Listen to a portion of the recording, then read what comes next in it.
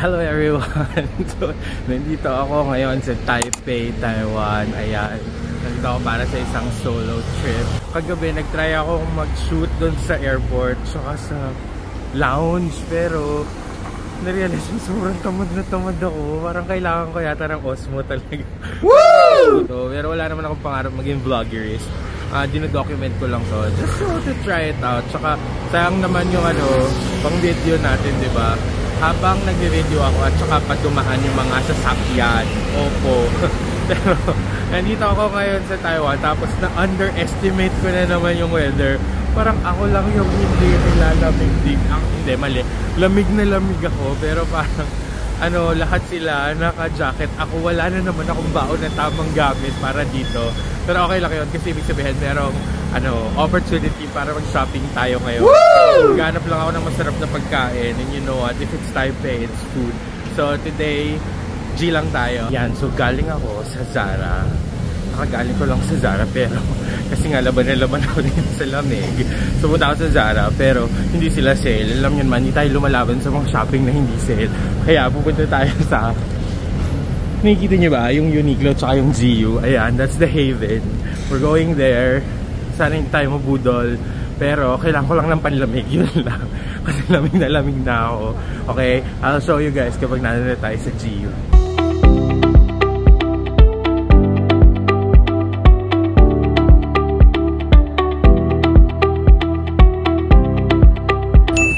Nakatawid na ako, pupunta na ako. Galing ako doon sa kabilang side, sa Zara nga.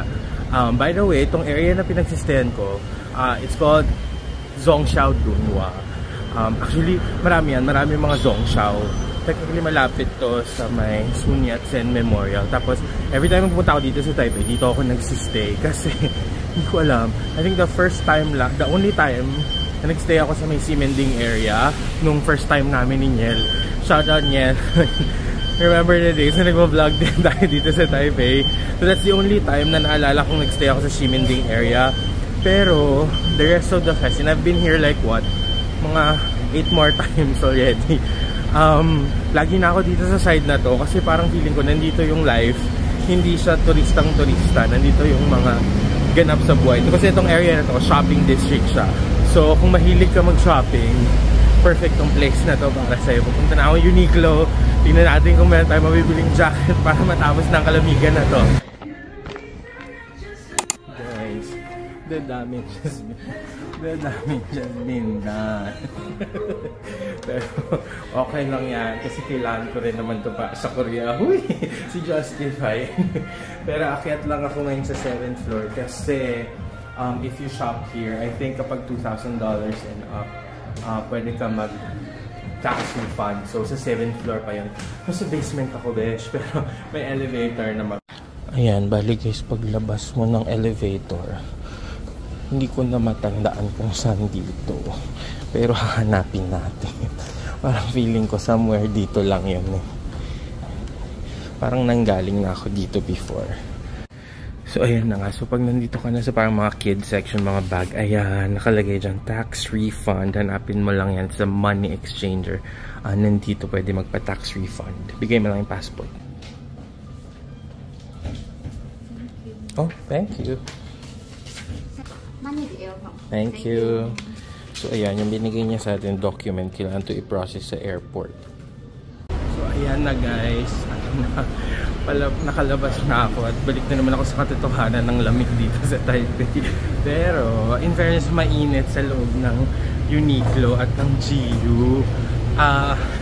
Pilipinas level yung heater nila doon. Pero ayan na nga, dahil alam nyo, may isang bagay na napatunayan ako talaga kapag nagbibiyahe ako, lalo na kung wala akong kasama. Oh my God, napakatamad ko. So ngayon, pabalik ako doon sa Airbnb ko para i-uwi ito kasi ang bigat niya. Okay, so hindi ako nagdadrama kasi yung binili ko, mayroong winter jacket, mayroong fleece na basta ganong mga panglamig. So hindi naman gagamitin dito pero pang Korea. Kaya imagine nyo lang, napakabigat talaga nito. So uwi lang ako saglit tapos finally makakain tayo ng lunch. So there, nakatawid na ako. Nandito na ako sa side na to. Doon tayo galing na Uniqlo and GU. Sa kabilang side na yon. Tapos sobrang lapit lang dito ng Airbnb ko. As in, favorite ko talaga to. Siguro mga ano, third time ko nang kinukuha tong Airbnb na to na pumupunta ako dito sa Taipei. Saan ba ako natutugan?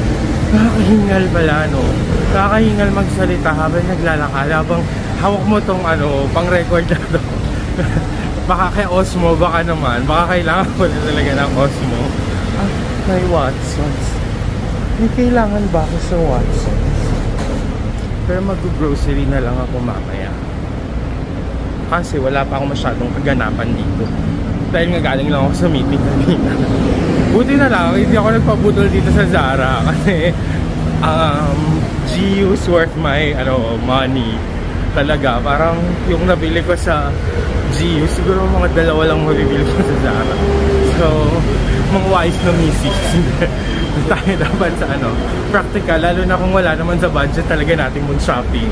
So, gumastos ayon sa nararamdaman. Gumastos ka ayon lang sa kakayahan mo, okay? So, ayan. Nakalabas na ulit ako. At ngayon ay totoo na, maghanap na ako ng lunch. Nadadama ko na. Nadadama ko na sa hininga ko. Nagutom na talaga ako. Pero, laban na tayo ngayon. May jacket na ako, hindi na ako nilalamig. Taipei, what is lamig? Naglalakad lang ako kasi nisip ko Uy, teka lang, nakasale yung Adi. Papasok muna tayo saglit sa Adi, ha? Wait lang. So, ayan. Nag-attempt ako na tumingin ng samba. Kasi yung samba na yan, ang tagal-tagal na. Wala pa din ako samba hanggang ngayon. But, anyway, ngayon, naglalakad lang ako to where I believe is Din Tai Fung. So, dahil wala namang itinerary itong trip na to, hindi na ako nag-google kasi iniisip ko na lang yung mga bagay na yung mga lugar na napuntahan ko na dati. By memory ko na lang piniplay. Pero alam ko talaga mayroong Din Tai Fung na malapit dito. Hindi nga lang yung original Din Tai Fung kasi hindi na yata sila ngayon nagpapa-dine in. Parang take out na lang. But diba, galit na galit siya. But wait lang, ito, natandaan ko nang pumunta kami ni Inay. Takam na kami sa chicken na yan. Yan. Tapos, hindi masarap. Sobrang nahirapan. Naghirap pa kaming makahanap ng cash nung araw kasi wala pa kaming cash. Tapos hindi masarap. So, pero hindi, depende naman yun sa inyo. Anyway, saying, naglalakad ako ngayon papunta dito sa Taipei. Sa Din Tai Fung. Kasi syempre, unang lunch ko dito since I arrived. Dapat muna tayo, so chillax muna tayo, yung memorize muna na yung chan natin, yung kakainin natin. Tapos mamaya, may night market ako, so laban na mamaya, okay?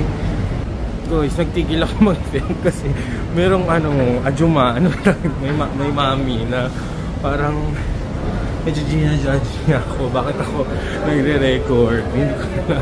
Pero, mali ko, bakit ako talo sa kanya. Dapat hindi tayo nagpapatalo.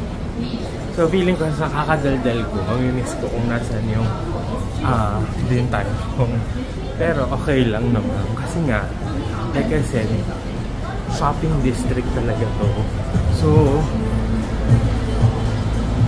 naku, siguro dapat wag kang pupunta dito. Hindi ko kinaya yung pa-jacket ni Mother. Jacket ni Mother. Pa-Eskimo na. So, hinahanap ko pa din kung nasaan na yung Din Tai Fung. Pag nahanap ko, isasama ko kayong kumain. Pag hindi, edi sorry na lang. Pero, may nakikita akong red na Chinese characters na feeling ko Din Tai Fung yung ibig sabihin. Nag-assume ako. Pero kailangan kong tumawid ko. Kasi if we never try, we'll never know. Tapos mamaya mag-ikot tayo dito sa Dunhua. Kasi, di ba, bakit pa tayo nandito sa area na to kung hindi rin naman tayo bibili? Ay, dyan, merong Veja na store dyan. Pupuntahan natin yung mamaya. Papakita ko tayo niya. Somewhere there, may Veja na store dyan. Baka naka-sale ngayon.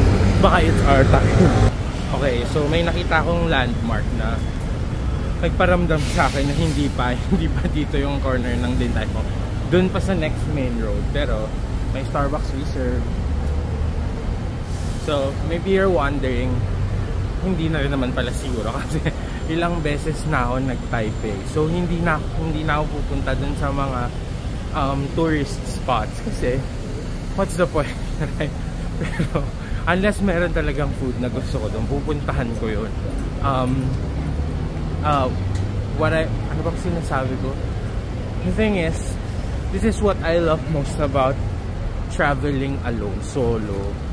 Yung I travel to travel, not necessarily to, alam niyo naman, hindi naman ako nagpo-post sa Instagram ng kahit ano, or hindi rin naman ako ma-selfie in general, but I travel to travel, really just experiencing the place, yung food, and cliche na yan, naririnig na natin yan lagi sa mga tao, yung travel for the culture, get to know new people.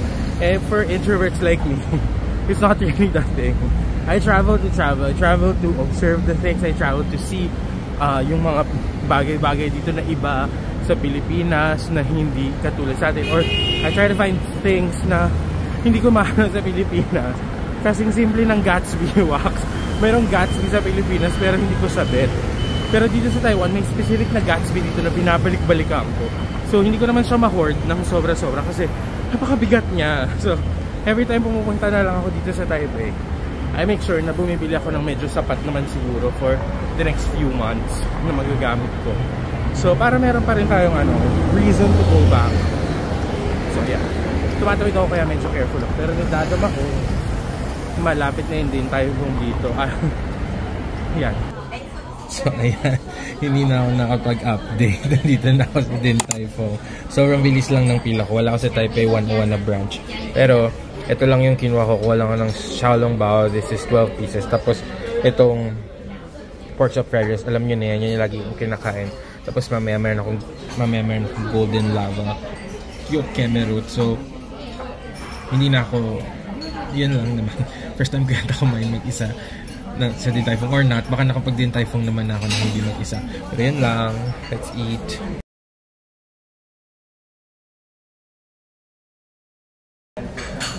So nagsiset up ako guys ng itong pang video ko. Tapos merong dalawang may lola at saka lola dito sa may harapan na kanan ko na sobrang tinitignan talaga nila kung ano yung ginagawa ko. Siguro takang-taka sila kung bakit ako nag-set up ng camera.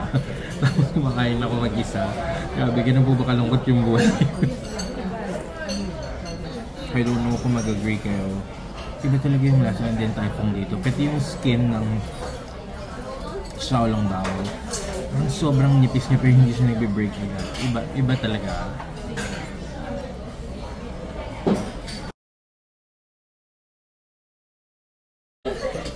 So hindi ko ma-remember kung bakit ko sinasabi na sobrang namumurahan ako dito sa Taipei dati. Hindi ko alam kung after the pandemic ba, nagbago ba yung presyo. Pero parang narealize ko ngayon na traveling to Taipei, parang of course kung hindi talaga ito yung backpacker na, because I'm not a backpacker traveler. Pero it's like living in BGC. The cost, like that. Kasi I remember kanina nag-shopping nga ako, bumili ng GU. Tapos GU is sobrang low cost na lang dito. As in, yeah, Uniqlo to us, that's cheaper pa nga sa kanila yung GU. Pero hindi mura yung nag-access ko. Tapos, pumunta ko ng 7-Eleven tsaka ng Family Mart. Tapos of course, I love it here. Hindi rin ganun kamura. Pero in their standard, siguro dahil sa cost of living nila, sobrang mura nila. Pero narealize ko na sa atin, if we convert it, hindi siya ganun kamura. Pero, of course, a lot cheaper pa din. Singapore, maybe some other places na, or Hong Kong ngayon, mas mura pa rin yung Taiwan. But if you're expecting it to be mura-mura na lang, like Bangkok na, hindi siya. Grabe, so, wala lang pang video, kaya naka-selfie ako. Pero, the reason why, hindi na dapat ako mag-video tonight. Pero, sobrang saya ko kasi, the very first time na pumunta kami ni Niel dito sa Taipei, doon kami nakatira. There! Diyan sa hotel na yan. Grabe, parang mga ilang beses, 8 times na ako nakabalik since our first time there. Pero ngayon ko lang ulit nakita yan. Sobrang saya.